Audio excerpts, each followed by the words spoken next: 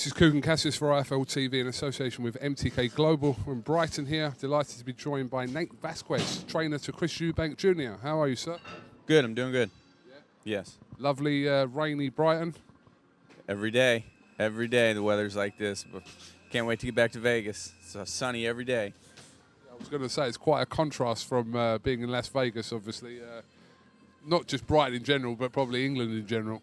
Yeah, it's a big difference. The food, and just don't get out too much down in Brighton. So it's a big difference. So have you been living with Chris, as we believe? Yes, I've been staying with him for probably about 3 months now. It's pretty good. It's going good. Can you talk to us a little bit about how the kind of link up between you and Chris first took place? Well, Chris always used to come to Vegas when he was younger. I never really knew him or talked to him. I was training recently. I was training my fighter, Kevin Newman, and he was sparring with Chris. Kevin was getting ready for a fight, and Chris asked me, asked Kevin to ask me if I'd hold the mitts for him, and I said yeah. So I started holding the mitts for him, and he liked what I did, and he liked to see what I did with Kevin and some other fighters. So he decided to go with me, and I think trained for his last fight. I can't remember the guy's name, but it wasn't for sure thing that he was going to fight, and so he got. Sorry, are you talking about his fight in Saudi Arabia with JJ McDonough? Yes, that's him. Yeah, JJ McDonough. Yeah, I worked on him with some of them shots that he threw. That hook that he dropped him with. That was one of the shots we worked with. So I didn't get to see the fight until the morning time, but he looked really good. His defense was a lot better in that fight. I think he got hit maybe one time. I seen that. It was a pretty good, But besides that, he did really well for the amount of time that I worked with him. So now, we got a lot more time in to work with for this fight. So it'll be a better showing. When we kind of hear that Chris has pretty much trained himself throughout his career and hasn't had a full-time trainer, it sounds quite bizarre, to be honest, that he's been in the level of fights, he's been in the high-profile fights, but hasn't had a trainer. I mean, how does that sink in with you? Well, I mean, he's always had Ronnie Davis there, so he's always had a trainer. I just don't think Ronnie could do the mitts. He's an older guy. He's fought. He's got a lot of knowledge, but he just, you get older, you just can't hold the pads and stuff. His input still, even in this camp, he's going to be in the corner. And his input's going to be heard, and it's key just to have people around you that that are loyal to you, and in the fight game, it's very hard to find that. So, and as Chris is getting as far as he did without, like the pad work that, a lot of the top fighters have, it's amazing, Just now that he has a pad man and a trainer full time, just think how far he's going to get now. I spoke to Chris earlier on today, and I said to him, can you kind of be certain that in between the rounds that you're going to listen to specifically you? And his words were, I'm going to try. So when you hear him saying that, what kind of goes through your brain at that point? Well, I mean, you either, you're a team. You go in there as a team. You win as a team and lose as a team. And he has to listen. I mean, he's listening. Right now in sparring, he's listening. So that's a good thing. He's listening and sparring. Everything I ask him to do, he goes out and does it. So we'll have to see the night of the fight, You never know the night of the fight. You get in there and emotions get in. But, I think you're going to see a different Chris because he's just doing everything different. He's in the ring, he's doing a lot better right now. Obviously, touching on what you were saying earlier on, that Ronnie Davis has kind of been involved not only with Chris but his dad as well over the years, and is kind of an overseer, as Chris says. But how is your relationship with Ronnie? Great.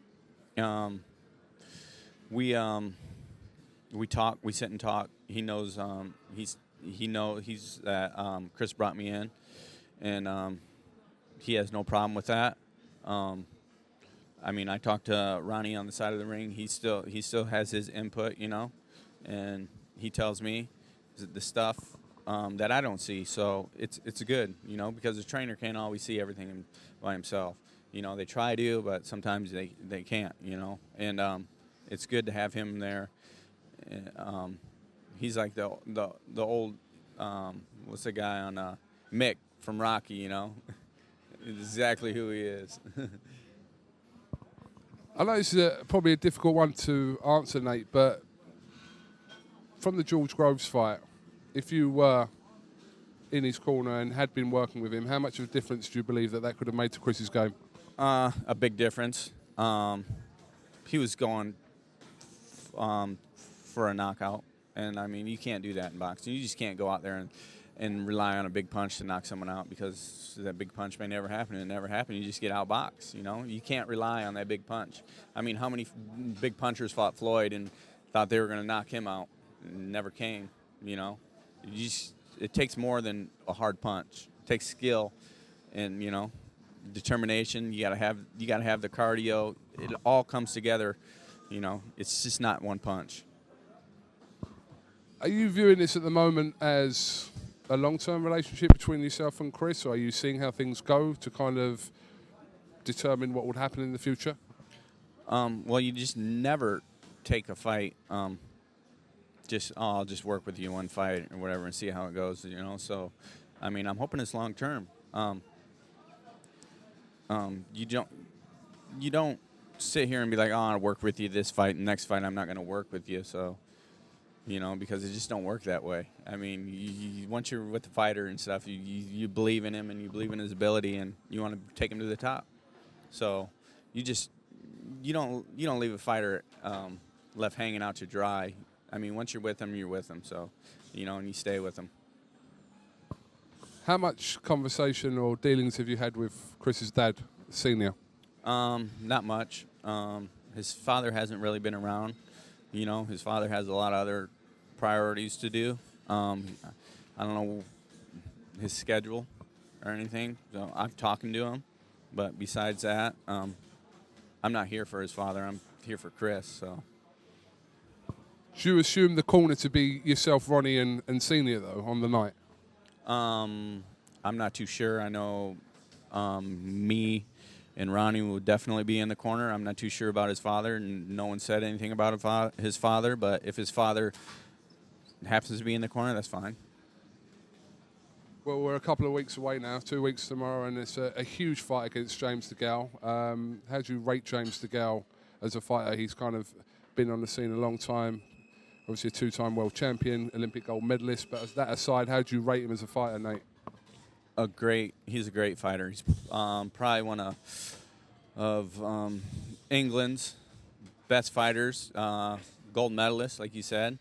A lot of amateur fights, two-time world champion. But he's, like you said, he's had a lot of fights.